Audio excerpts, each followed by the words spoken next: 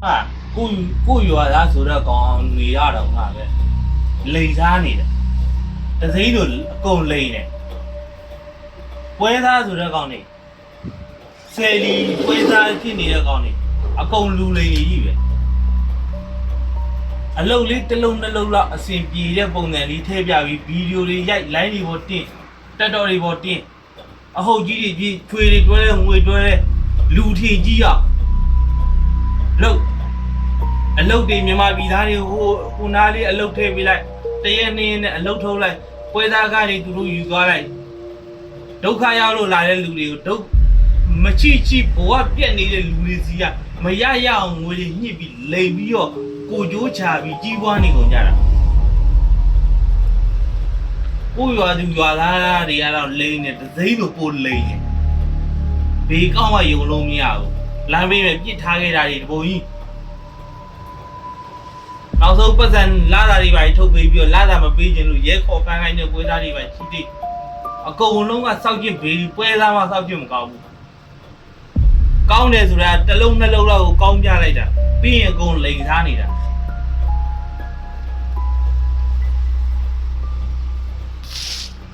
အားလုံးကလိန်စားနေဘေးသူမှတာဝန်ယူမှုတာဝန်ခံမှုမရှိဘူး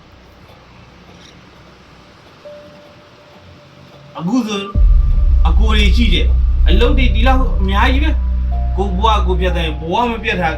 လမ်းဘေးမချရတာကံကောင်းလမ်းဘေးမှာထားခဲ့တာကိုပရိုက်တာဝယ်ဖုန်းတွေပါယူသွားမထိန်ကျင့်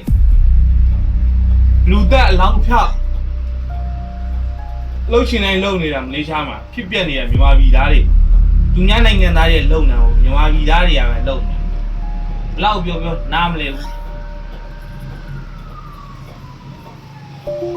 ဒီလိုကိုလုံးမြန်မာပြည်သားတွေအလိန်ခံနေရတာ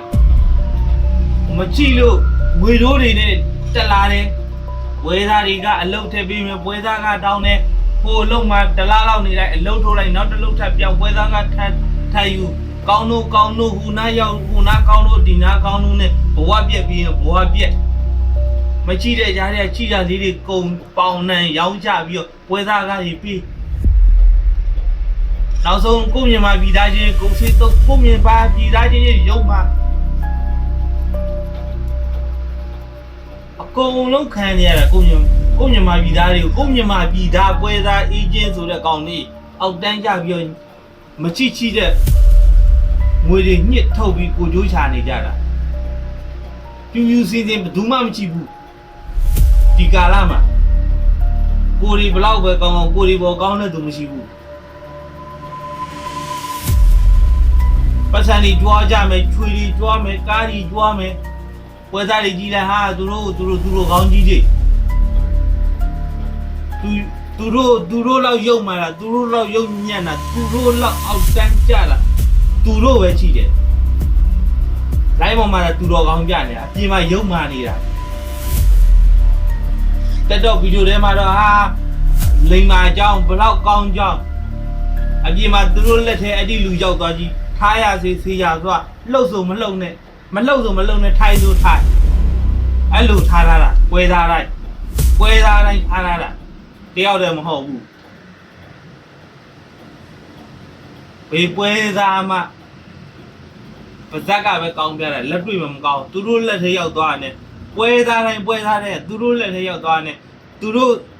တွေးတာစားသူတို့ခိုင်းတာလို့သူတို့စေရနေအဲ့ဒီဘဝမှာထားတာသဘောပေါက်လား